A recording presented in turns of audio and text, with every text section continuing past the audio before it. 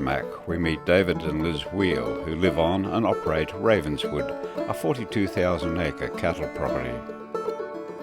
On an artesian bore drain, a rare and threatened species of fish has made its home.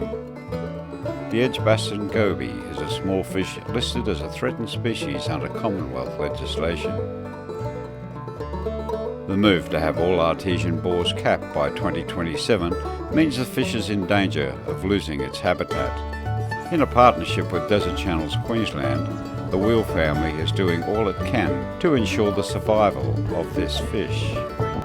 David Wheel tells the story of this old, free-flowing bore. The bore drain has been going since the late 1800s, 127 years, I believe, and we don't know how and when the fish got in there, but it's a bit of a miracle that they did, and then survived there. So yeah, very lucky fish.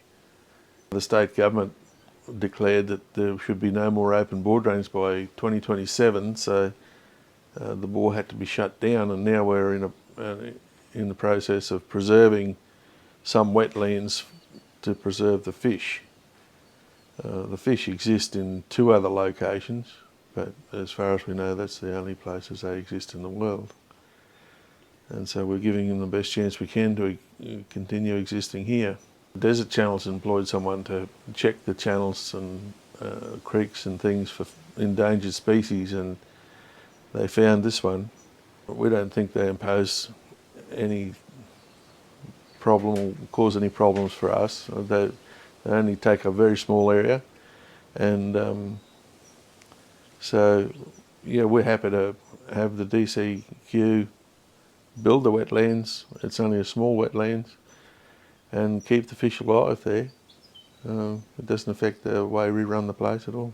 So this is going to be our artificial pond area. We're going to have the water flowing in from the bore drain head to up in this side. It's going to flow down and sort of simulate the bore drain that they have already, the natural, and it's going to flow through here, back around this way, and it's going to end in a pond up that end. There's going to be a deep end and a shallow end, and then it's going to go back into a pipe into the bore drain that they've already got established. We're doing this so that the Edgbaston goby can have somewhere to reproduce without the gambusia. We're going to have it lined with sand and vegetation so that when the kumbungi comes in here, we should be able to easily lift it out. And we're going to have a fence around it to protect it from the deer and the goats and the pigs that we have in the area. And then we're going to have some traps around to try and catch the cane toads.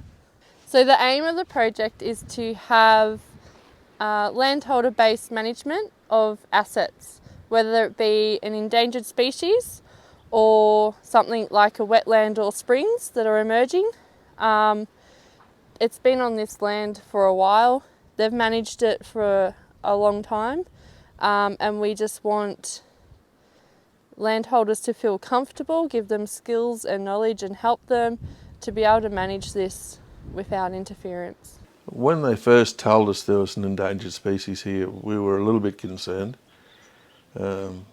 We've seen other properties be taken over by the government to spare these endangered species, but because the fish only takes up a very small area,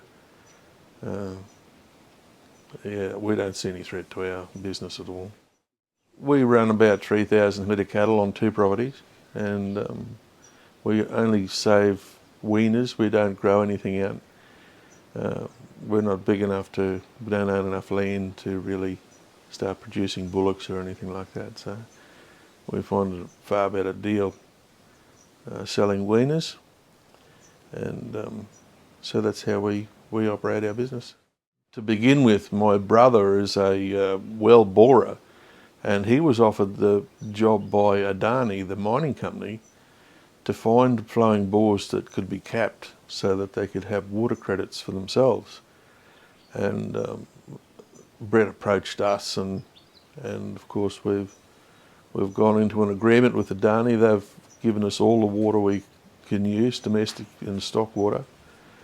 And they've replaced the bore of the pipelines, replaced the bore drains with pipelines and troughs, and closed all the bore drains down except for the one with the fish in it. And they knew before they started that there was fish there, and we told them that we wouldn't be shutting the bore drain down and killing the fish. They might have been a little bit disappointed to start with, but I think they've settled down now. Adani doesn't have anything much to do with us now. They've got the water credits they wanted, and they've preserved the pressure in the bore. They seem to be obsessed with water pressure, and they come about once every couple of months and check the water pressure in the bore, and that's about all they have to do with us. We're happy to help DCQ build a wetland and do this conservation work. We think it's good. We think it's something for our children, and it sort of helps a little fish out. It's a little spoke in the wheel, I guess. It doesn't intrude on our everyday business, running of the business. It's actually very little to do with our business at all. By partnering with Desert Channels Queensland, the Wheel family demonstrates that they have the welfare of the threatened species at heart and will do whatever is necessary to maintain its watery environment while still running a productive and sustainable cattle operation. The Desert Channels Foundation, funding science and action, securing the future of our fragile habitats.